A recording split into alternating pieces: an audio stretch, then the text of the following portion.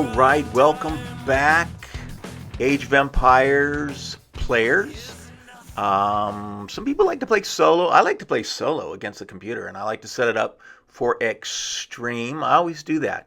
Usually don't play online. Playing online, though, is a challenge too. If you need to get a lot of practice, though, you can go ahead and learn everything there is to know about fighting and building and developing your civilization and your warriors and your armies and all your capabilities by playing solo at first. So that's what we got going on here. We're in game 3. This is the last little bit of our treaty before we have war declared on us. I mean, we didn't start the war. They started. Then just because we were, stealing all their resources. Okay, and just because we fenced them in. I mean, come on now. It's for their protection. See what I'm saying? And in any event, you can see how I am sending out my monks to get all those relics. We want those relics. We listen. We talked about that before. Go get them and get those little items. And for some reason, they generate gold. We like gold. Gold's good. We're taking all the gold on the board if we can, because they're going to be busy. Of course, they're going to be farming and chopping down wood. They can convert that. They're going to convert that to wood and anything they need. They're pretty capable. Remember, we are playing against an extreme player, and as you will see, they come at us with a vicious, with a vision, or say, they come at us pretty viciously, and they're going to come out. Here I am. I'm just kind of finishing off my agricultural industry here. And we've got all the houses built. I zip around the map a bit because, when you're playing against this level of AI, you got to be fast. You're going to have to move a little bit. Once the war settles down a little bit, if you're winning, I wouldn't say if you're winning, but if you're surviving, then you can slow down and take a look at stuff. I'm trying to hold it in places. Look at all those ships. That's just telling me they're going to, if I don't stop them, they're going to be coming in deep. Those things cannot, by the way, those ships cannot fight very well against the towers. In warfare, I've spent 20 years in the military, and I was in the Army for 3 years, and I was in the Marines for 17 years. So all devoted to the study of war, by the way. It's sort of like, especially in this game, will demonstrate that when it comes to fighting, it's rock, paper, scissors time, folks. So yeah, they can't take out those towers with those ships, but you can use the ships for other things. What you're going to do on that one is you're going to bring in cannons, and they're going to knock out the towers. And that's why we're building our cannon ships, our cannon galleys, so to speak, so we can take out their galleys. And then they'll come in, rock, paper, scissors concept again, they'll come in with demolition ships or fire ships to attack our guns, our cannon galleys, to try to neutralize those, so that those cannon galleys cannot support or protect those towers. The masses of amount of their shipping is in these fire ships, in these demo ships, and in these regular galleys, whatever you want to call them, those big ships sailing around. So it's kind of nice now that I'm just narrating and I'm not trying to do anything. I'm just kind of watching. Now I can kind of look at the map now and see what's going on. So when I'm actually working, I'm not always seeing everything like I am now. You can see I'm building up my forces there for my archery, building more towers, going out to get. Hopefully, I think that's the last relic on the map. I'm going to make sure.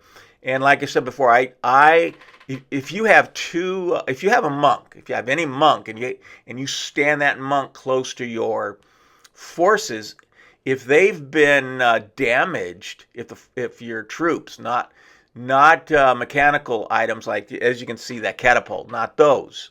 Those are repaired in a different place. But if you have a monk, like you can see my monk standing up there, close to your archers or warrior, whatever it is, they'll heal those. And so I don't have an overwhelming advantage on that, on the healing power. Sorry, on the healing powers, I just use 2. So you'll only use 2. I'll get rid of the other 2. If I'm going after relics, though, I'll use 4 maximum. And that's how I work that. Anyway, let's see okay, building just in case they come around, I just putting those there. Those cavalry, those are there in case that scout decides he wants to come back into my territory, and I'm going to have them follow him and destroy him, because we don't want him going around and attacking my villagers and killing them. So we're going to rebuild. Yeah, so you see I destroyed a town. I like to put my marketplace right easily in a place that I can easily locate. So that's why we got that going on. And again, we see those 2 villagers moving up there. They're going to build that into a fortress area. They're going to build a wall there, and they're going to be towers, and they're going, because apparently now I can see that we're going to need to really, really, really protect our area there. That's where the kill zone is. That's the main battle area where you see all that stuff. So their ships are gonna make a fight for it, and all of their forces, their catapults and their trebuchets, they'll be coming, and those cannon galleys of ours are gonna come in handy too, because we're gonna need the cannon galleys to take out their trebuchets. The trebuchets will take out our towers. So we don't want to try to rush them with infantry and archers. No, forget that. Put those cannon galleys, man. Three good shots with cannon. That's it, and they're destroyed. So that's why we're doing that. And so eventually over to that lake you see off to the east there, right there by the towers, we're going to put in some a harbor. We haven't done that yet. We haven't put the harbor, but you can see they're working there. So let's take a look. We're going to watch this for just a little bit, and then I'll come back to you.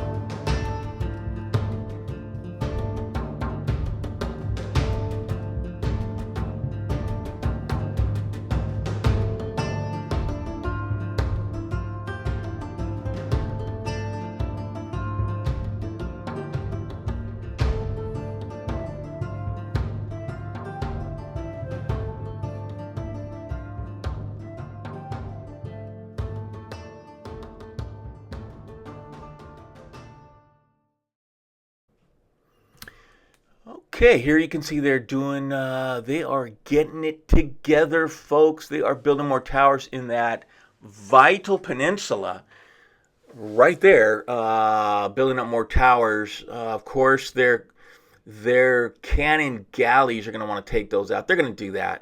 And it's going to be a difficult area. It's going to be very difficult. That will turn out to be the most difficult area to defend.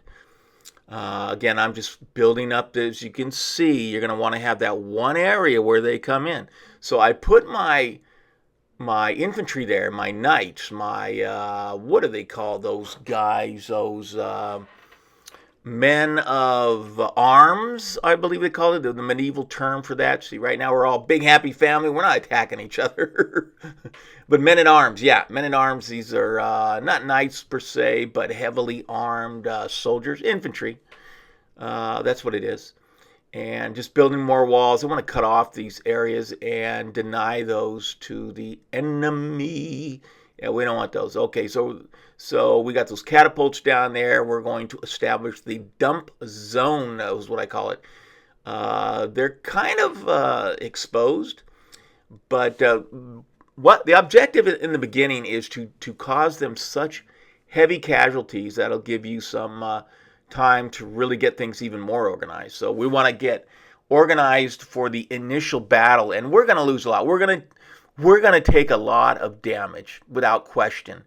And you see and you can see those two. There they are. Those two monks right there. They're going to be. I'm pushing those up. You got to have them near to your soldiers, so they can heal them. And I only use two, and I do this so I don't give myself that much of an unfair advantage. And I've built myself one castle so far. I might build myself more, but if they knock out a castle, they win. If they break through and they get in near the center of my civilization, yeah. You can see. Oh, the battle has started. What am I saying? Here they go. Here we go. The war started. Oops. Sorry about that, folks. Here they go. They're taking. Yeah, there you go. I'm building up my guns right there. Yeah, the war started. And like I said, there we go. And you can see the first cannon galley is going at it. So I got to take it out. So I do that. I usually like to build up lots of galleys. And they're going after their. Man, they just target those things. Sometimes, if you're going to engage them with your cannon galleys, I guess that's what you'd call them, they will come closer to the towers, and then the towers will take them under fire, so to speak, as we say in the military. Having studied war for decades, I did that. Oh, and you see I got rid of those fences there. Fences, walls, wooden walls. For one thing, I don't like to hear we're doing my sound. We're not doing the game sound. But I don't like listening to those. When you're playing AOE and there's a battle going on and it's just distracting, man. It's like if you're flying in a jet airliner and you're the pilot, and you got an emergency going on. You ever seen that in the movies and they're just like, turn that alarm off so they can concentrate. So I'll do that. So there we go. Duking it out. Boom, knocked him out. Don't worry. Yeah. So the enemy, hey, they're coming back at you. Yeah, they're going to come back at us. No, yeah, without question. So just be ready for it. They're coming, folks. Oh, yeah. Okay, so let's see what else we got going on. Let's look around the map a little bit more. Building up those ships. They killed the villagers, though, that were working on it. We'll have to get some more over there. We're going to do that. And I'm just kind of looking around here. I like to get all the forest away from this battle area so that I can move my troops around. So as you can see, I need more. 174. I can build that up to. I am lacking here, shall we say? Yes, I am definitely lacking. I should have that built up to 200. So in this that lake right down there to the bottom of your screen, I'm gonna have to put some cannon galleys in there to add some additional support, because they're bringing their trebuchets up and they're going to be a real problem. There's one of the towers burning. As you can see, they go right after it. Trying to keep absolutely. Build a double wall there, for crying out loud. Yes. So another tower got going to check out the area, and we're not mining those rear uh, quarries and gold areas behind the lines. We can get to those later. Once we have things stabilized, this fight stabilized a little bit, and this is what I was talking about. They're going to focus all their forces in this one area. I can't get that guy out, so sorry, buddy. Yeah, your services will no longer be necessary. So we'll go ahead and build another tower over there. Yeah, sometimes the villagers can get trapped in those trees, and no use just letting them sit. You see how they're trying to break through there, though, and through those men of arms. And unfortunately, they destroyed that tower there, and now the enemy's going to be able to get through. And I like to put my all my defending units on standby so they don't move. And there we go. Yeah, they're just gonna continue to push in there. But you know the AI is really good here. So they're combining forces to distract. This is called what do they call that? Micromanagement here. That's when you take command of your local forces and you fight. Look at them trying to bring on one of them galleys. So the towers can hurt them, but they come at you with so many of them, and it distracts me from taking out their cannon, their gun galleys or heavy gun galleys. And yeah, so I'm building up, as you can see, I'm building up my galleys right there. And I need to build up. Sometimes I just forget about it. I forget about it. I get so, tunnel vision. We don't want tunnel vision. Try to avoid tunnel vision because that's the advantage of the AI. They can manage everything around the map. You can't. You can only see in one section, but the intelligence can affect things. They're watching the entire map. And even though your forces do things on their own, but as the commander, as the king, you need to be seeing as much as you can. That's why we got to zip around the board like this. And oh yeah, there's that monk. He needs to get over there.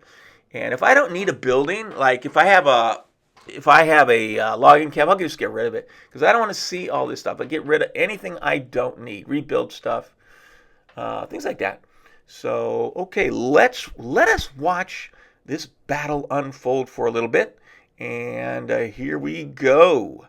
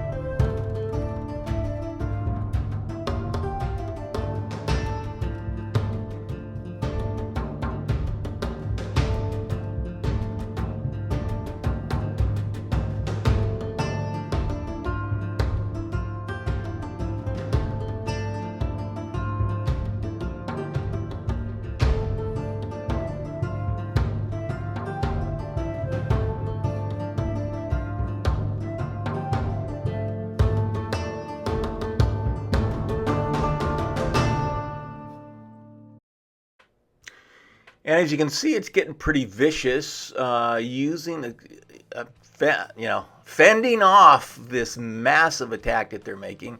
They're doing there's another trebuchet. We're taking that out.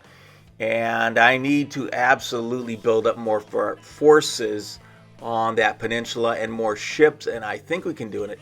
I'm loading up that transport because I plan on taking them back over to where all those towers, those burning towers, are being taken out slowly but surely. Let's see. It looks like I have slowed things down a little bit for the enemy, and this is good because we need it.